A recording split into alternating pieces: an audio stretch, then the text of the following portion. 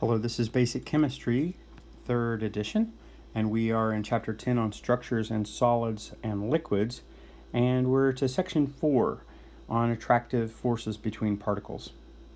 So we're going to look really at using something that you know about the type of molecule that you have to anticipate just how sticky that it's going to be. Okay, so imagine water pouring out of a jar or syrup pouring out of a jar. Or let's say that you want to boil water. Is it quicker to boil water? Is it quicker to boil jelly? All right, you could boil jelly. Would water boil faster or slower? Okay, or if you want to evaporate something, would it be easier to evaporate something thin or something thick? So we are thinking today of this idea that there are interactions between the molecules. So let's say you have a jar of water. There's water molecules in that glass, and the water molecules are attracting to each other. The more they attract, the more they want to stay together, the less that they want to do something like boil. So if you want to boil something that's sticky, you have to add more heat. So certain things like alcohol pours just like water. It's just as runny and thin as water is, but alcohol boils at 60 degrees Celsius. Water boils at 100 degrees Celsius. Why? Well, you'll see that there's something true of the water that's not true of the alcohol, and that it's more sticky. So we have to have this idea of what does sticky mean? Why is there an attractive force between one molecule and its neighbor? Okay, so we'll see that the initial picture here is of a dipole.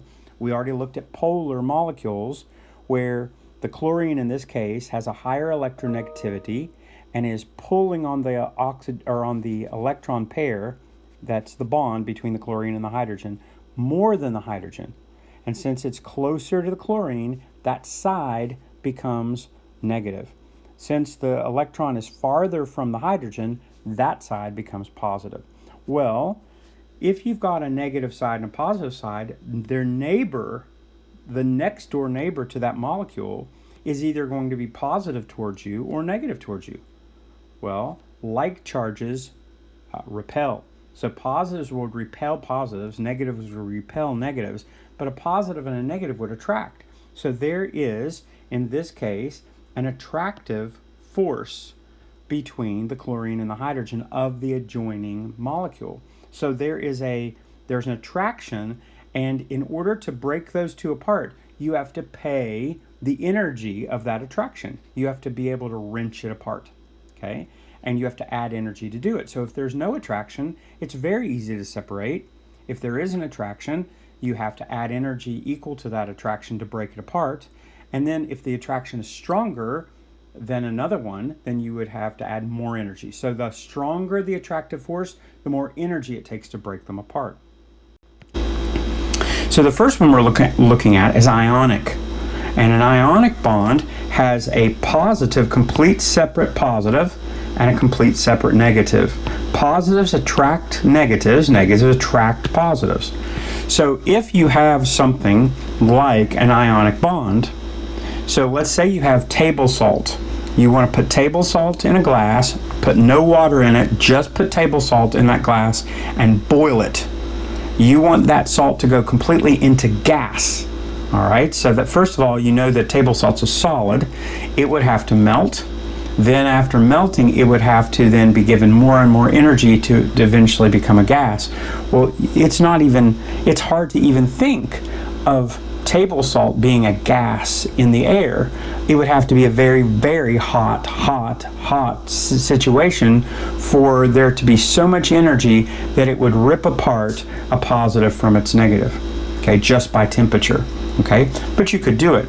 So it's going to have a huge boiling point, all right? So we're going to see that ionic bonds is very, very high energy to separate them.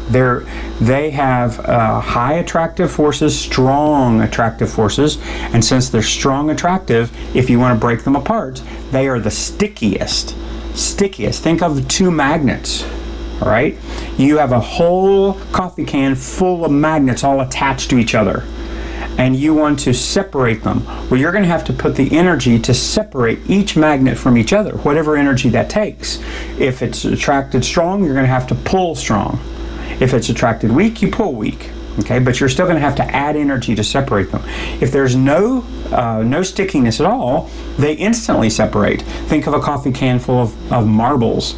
All right, they're not going to stick together, and if you pour it out, they'll just roll all over the floor. Okay, so you're going to have molecules like this as well. So ionic is the stickiest, hardest, highest boiling point. Okay, the next one I've already explained is dipole-dipole, where you have a one side positive, one side negative.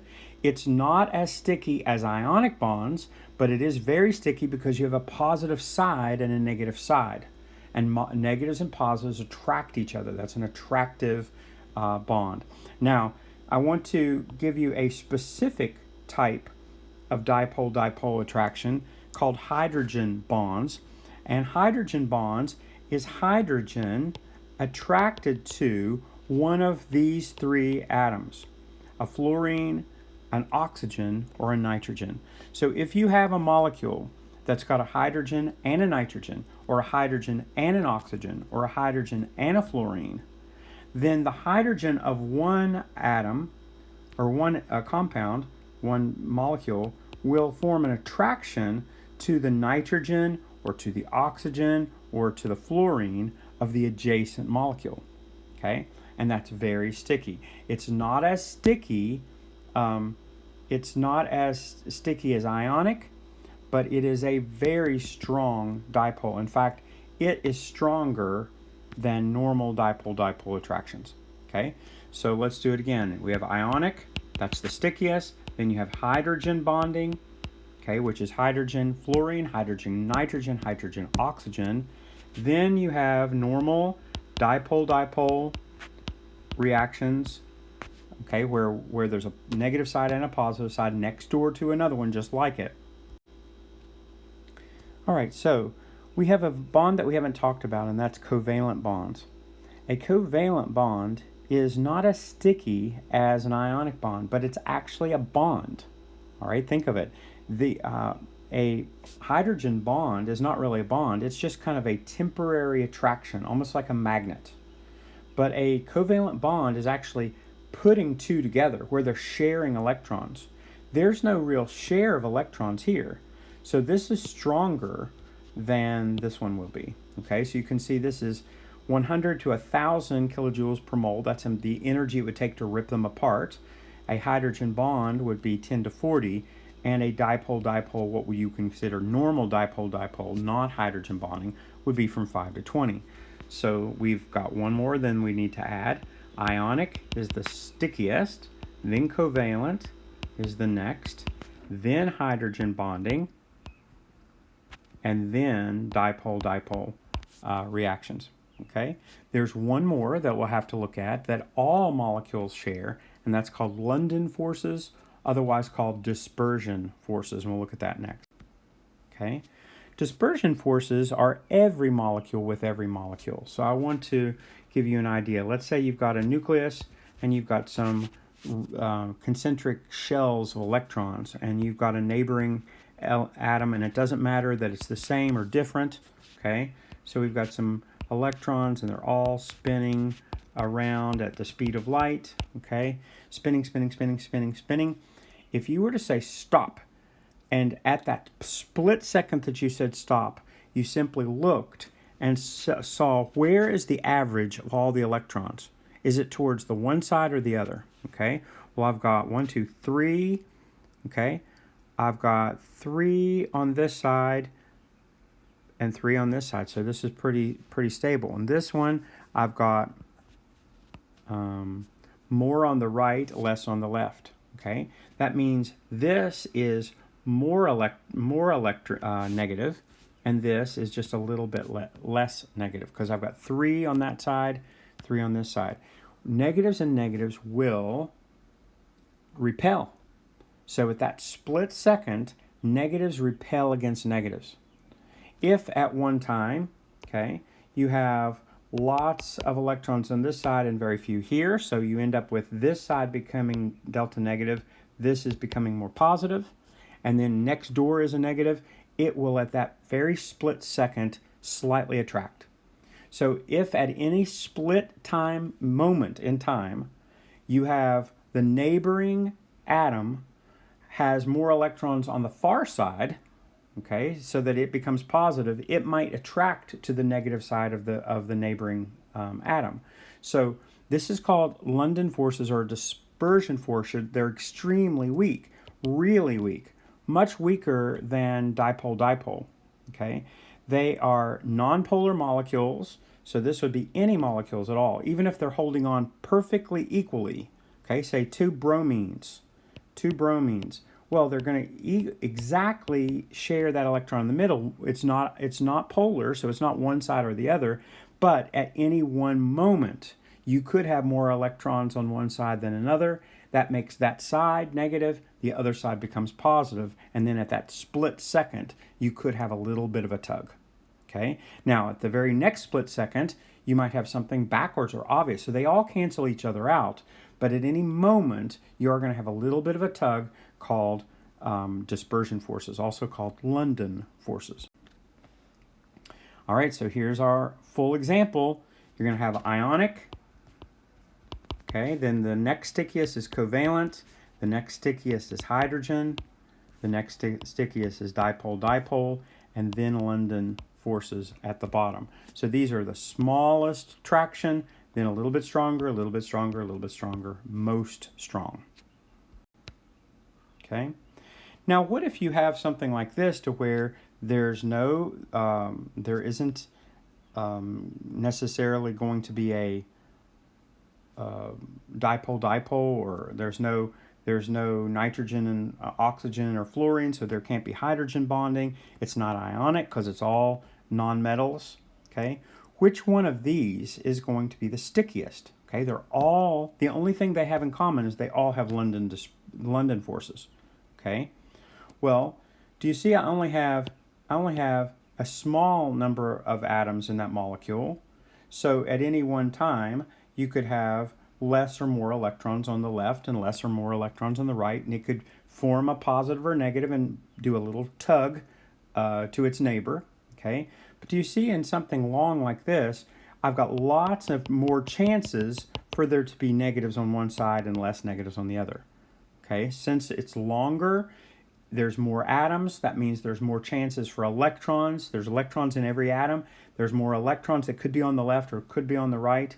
That means that in the case of butane, okay, butane is a liquid at room temperature, and methane gas is a gas at room temperature. So you're going to see that, not room temperature, -1 Celsius, that's freezing. Butane is a liquid just a little under, but methane turns to gas at almost 200 degrees below zero. Okay, it's a gas already, and then butane would turn to gas right about freezing point. Okay, so the longer the plane, the more that the dispersion forces take over, and you're going to have, of those two, butane would have the higher boiling point. All right, so let's put these all together and then use them. So ionic are the stickiest, okay, then covalent, then of the dipole-dipole, hydrogens are the stickiest, then you have the normal dipole-dipole, and then the weakest are the dispersion. All right, and you can see that if you have ionic, very, very high melting points. Okay, if you have dispersion, very, very low melting points. All right, here's some examples. Ionic hydrogen dipole or dispersion. NCl3. Okay, NCl3. Well, there's no hydrogen in it, so there can't be hydrogen bonding. Chlorine and nitrogen have different electronegativities, so they are going to be dipoles, so there would be some dipole-dipole. I'll give you a hint. Everyone has dispersion forces, always. Is it ionic? No, because these are both nonmetals. Nitrogen and chlorine are both nonmetals. Nonmetals form covalent bonds. If you want an ionic bond, you need something from the left side, like column 1, column 2, and then from the right side, column 6, column 7, something like that. Okay? How about water? Well, let me erase this. Okay. How about water? So water, well, I'll give you the hint. All of them have dispersion forces every single time. Okay. Is water ionic? No. Even though hydrogen is in group 1, it looks like it's in group 1, hydrogen is considered a nonmetal. So oxygen and hydrogen are both nonmetals. That means it has to be covalent, so it can't be ionic. Does it have hydrogen plus fluorine, oxygen, or nitrogen? Yes. So it has hydrogen bonding. That's why water boils at such a high temperature. It takes a long time. It takes 60 degrees to boil alcohol, but it takes 100 degrees to boil water. Why? Because of hydrogen bonding. Okay. Does it have dipole-dipole attractions? Yes. Why? Okay. Well, I've got oxygen and hydrogen. Oxygen is 8 times bigger than hydrogen, which is going to pull harder on the electron. Can you see that the electrons are going to be closer to the oxygen because the oxygen tugs on them harder? That makes this negative, and both of these become positive, and so they are going to have dipole-dipole attractions. Okay. How about Br2, bromine molecule? Well, there's no, let me erase it again. Okay. If it's bromine and bromine, there's no hydrogen, so it can't be that. It's not ionic because they're exactly the same and they're both nonmetals. There's no dipole because they're pulling exactly the hard as each other, and they always have dispersion. Okay. How about KCl? Okay. KCl, I should get rid of this. Okay. KCl is a ionic bond because its column 1 is potassium, column 7 is chlorine, so it's ionic. We already know that it's dispersion. Is there hydrogen? No, because so it's not hydrogen bonds. Is it dipole-dipole? No, because it's ionic. Dipole has to be a covalently bonded, but one's tugging harder than the other. Once it's ionic, it's completely the charge is on one side or the other. It becomes negative and positive, and they tug together. So this would be 1 and 4. Okay. Finally, NH3, ammonia. Okay. Well, I see hydrogen and nitrogen. Okay, so that's hydrogen bonds. It's covalent. They're both nonmetals, so it can't be ionic. We know that it's dispersion. Nitrogen has a higher electronegativity than the hydrogen, so there is going to be a delta negative on the hydrogen side, and each of the on the nitrogen side, and each of the hydrogens would have a delta positive. So there is a dipole-dipole attraction. All right. So that was fast and furious, but I hope that your brains are with me, and I will see you tomorrow.